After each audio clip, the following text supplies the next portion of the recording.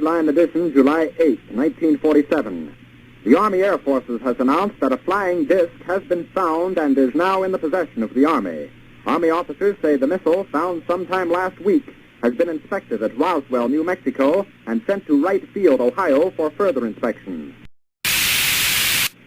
Late this afternoon, a bulletin from New Mexico suggested that the widely publicized mystery of the flying saucers may soon be solved. Army Air Force officers reported that one of the strange discs had been found and inspected sometime last week. Our correspondents in Los Angeles and Chicago have been in contact with Army officials endeavoring to obtain all possible late information. Joe Wilson reports to us now from Chicago. The Army may be getting to the bottom of all this talk about the so-called flying saucers.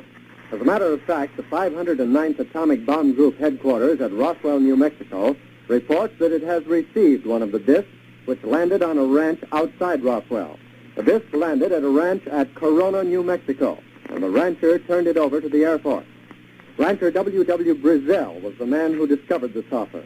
Colonel William Blanchard of the Roswell Air Base refuses to give details of what the flying disc looks like.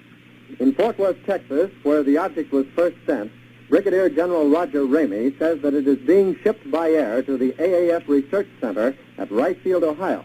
A few moments ago, I talked to officials at Wright Field, and they declared that they expect the so-called flying saucer to be delivered there, but that it hasn't arrived as yet.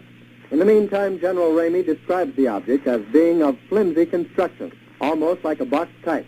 He says that it was so battered that he was unable to determine whether it had a disc form, and he does not indicate its size. Ramey says that so far as can be determined, no one saw the object in the air, and he describes it as being made of some sort of tinfoil. Other Army officials say that further information indicates that the object had a diameter of about 20 to 25 feet, and that nothing in the apparent construction indicated any capacity for speed, and that there was no evidence of a power plant.